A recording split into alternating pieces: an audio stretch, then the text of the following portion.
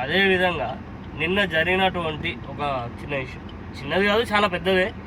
వరంగల్ జిల్లా నరసంపేట మా డిపోకి సంబంధించి మన శంకర్ గౌడ్ అన్న పెట్రోల్ పోసుకొని సజీవంగా దహనం అయ్యి ఈరోజు తన ప్రాణాలను కోల్పోవడం జరిగింది. తమ్ముడు, శంకర్ గౌడ్ చేసిన త్యాగం గొప్పది.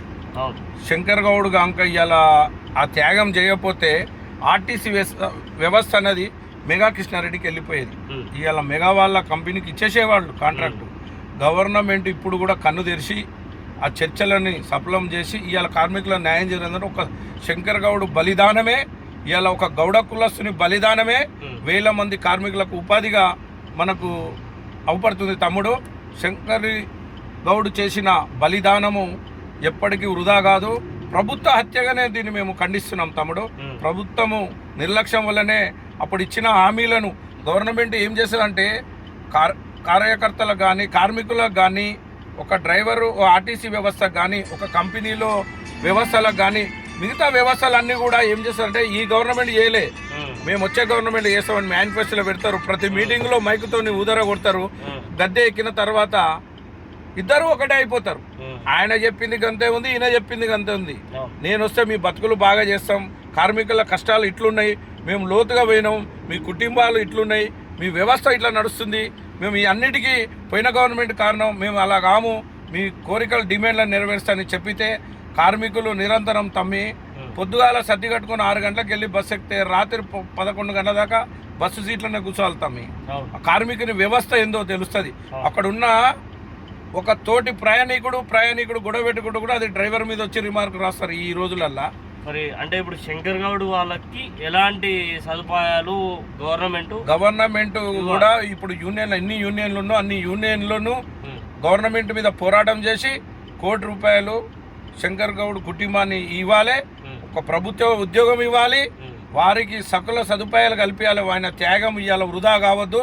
అదే ఇమ్లీవన్లో ఆయన విగ్రహం కూడా పెట్టాలని నేను కోరుతున్నా. ఇదే విధంగా శంకర్ గౌడ్ మామూలు మనిషి తమ్ముడు, పెట్రోల్ పోసుకొని నిరంతరం శ్రీకాంతాచారి ఎలాగా అయితే ఆత్మ బలిదానం చేసిండో ఇలా నర్సంపేట డిపోకి సంబంధించిన శంకర్ గౌడ్ కూడా అదేవిధంగా ఆయన ప్రాణత్యాగం చేయడము, చిన్న ఉడుకు పువ్వుల చేయి పెట్టాలంటేనే పానం అల్లల్లాడిపోతుంది తమ్ముడు.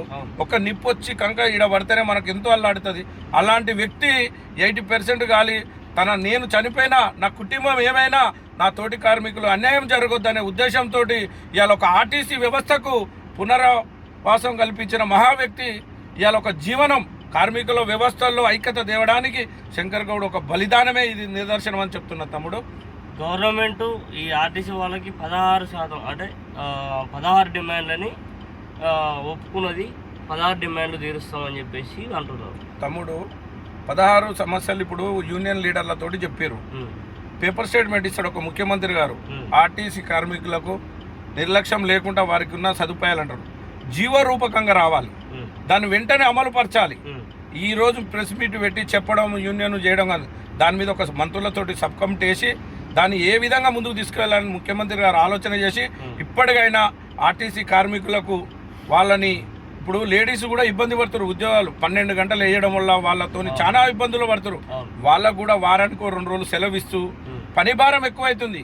ప్రైవేటు డ్రైవర్లు కాంట్రాక్ట్ డ్రైవర్లు పెట్టి వాళ్ళ అడ్డగోలుగా జీతాల కోసం పనిచేస్తూ పర్మనెంట్ కార్మికులకు ఎన్నో ఇబ్బందులు జరుగుతుంది. ఏళ్ళ తరబడి తమ్మి 2000, 1500 నుంచి స్టార్ట్ అయిన డ్రైవర్లు ఇవాళ 40,000కు వచ్చింది. ఎంత వేదన ఉంటుంది తమ్ముడు అంటే ఈ ఎండాకాలం ఆ ఇంజన్ అగడుకు ఆ సీటు కిందంగా గాలుతున్నా కానీ ఆయన కర్తవ్యం ఆయన నిర్వహిస్తారు. ఒక్క డ్రైవర్ అనోడు నిర్లక్ష్యం చేస్తే 1000 ప్రాణాలకు ముప్పు ఉంటుంది తమ్మి. అలాంటి కార్మికునికి ఇప్పుడు కూడా గవర్నమెంట్కు కన్ను తెరిచి కార్మికులకు ఏమైతే డిమాండ్లు ఇస్తామని ఆనాడు గవర్నమెంట్ మీరు ఎలక్షన్ మూమెంట్ మేనిఫెస్టోలో పెట్టిరో వాళ్ళు నీకు వాళ్ళ హక్కులు అవే అడుగుతురు, నువ్వు ఇచ్చిన హామీలనే అడుగుతురు.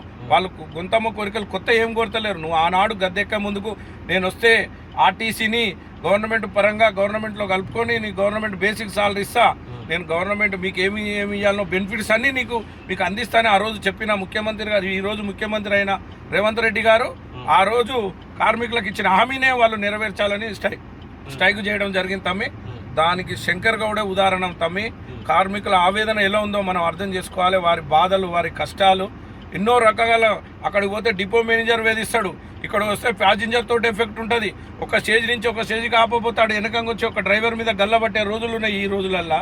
అయినా కానీ ఈ కష్టాలను ఓర్చుకుంటూ వాళ్ళని గమ్యానికి చేస్తున్నట్టే ఏమనుకోవాలి తమ్మి, ఒక కుటుంబం 100 కుటుంబాలని గమ్యానికి చేస్తున్నట్టే వాని శ్రమ ఎలా ఉంటుంది తమ్మి, ఒక డ్రైవర్ శ్రమ ఎలా ఉంటుందో వారి పడే కష్టాలు వారికే తెలియాలి తమ్ముడు.